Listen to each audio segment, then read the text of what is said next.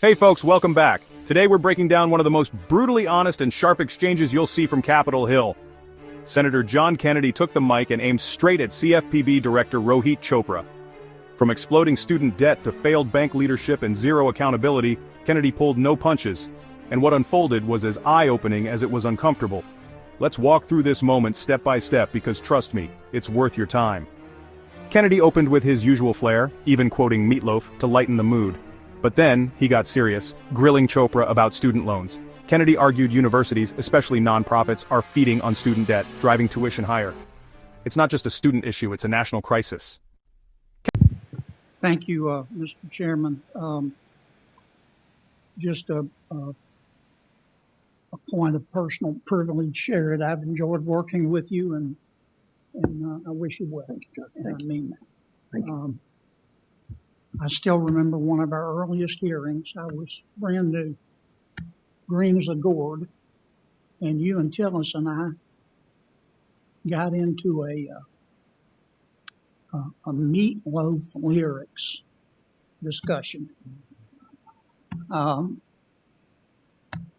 one of the highlights of my life. Okay. Here's one of the things that I have always wondered. Why haven't you taken a look at what our universities have been doing in terms of tuition? I was reading a study the other day put out by the New York Fed. It's a little dated. Things have probably gotten worse. But 60 cents of every dollar that our kids borrow has been diverted into higher tuition payments. And the universities have gotten more and more and more expensive, so kids borrow more and more and more money, so universities can hire more and more people and raise tuition to pay for it. And that doesn't seem fair to me. Why haven't you asked your people, or maybe you haven't know about it, to take a look at what, if any, nexus there is between this? Yeah, well, we have found some nexus. When I was a regulator at the CFPB 10 years ago, we actually went after some of these schools. What they were doing, you went after the for-profit schools. I'm talking about some of our more prominent universities that clearly keep raising their tuition as kids borrow more money. Yeah, I agree with you. For-profit, but I'm talking about the not-for-profit.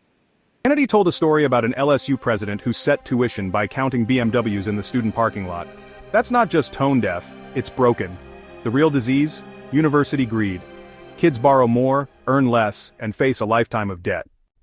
With some of the for-profit schools, but also some of the nonprofits. We had as a well. former president at LSU who was asking for yet another tuition increase from our legislature. I'm paraphrasing that. And a legislator asked him, he said, how do you determine how much to increase tuition? And in a rare moment of candor, he said, I just go out in the parking lot, the student parking lot, and count the BMWs. He's no longer president, by the way, nor should he be. I understand President Biden's approach has been to forgive the debt, but it seems to me that at least a partial root of the problem is universities have gotten greedy, and it's costing more. Kids are spending more to learn less, and the rubber is about to meet the road because kids are just saying now it's not worth going to college. The numbers are declining. At some point, the demand is not completely inelastic. Kennedy questioned the recent collapses of Silicon Valley Bank and Signature Bank. He asked Chopra how many executives went to jail. Chopra dodged, citing ongoing investigations. Kennedy pressed, they stole money. 0 people in jail. That silence spoke volumes. Kennedy called it unconscionable, and he's right. Kennedy's frustration was clear. We can't just patch a broken system with debt forgiveness. We can't let elite universities rob students under the guise of education. And we can't let big bank execs walk away untouched while Americans lose everything. It's about more than policy. It's about principle. Because of this cycle that you Let me ask you mentioned one as last well. question in my 8 seconds.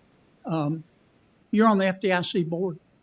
Yes, sir. How many people from Silicon Valley Bank and Signature Bank went to jail? How many executives did y'all put in jail?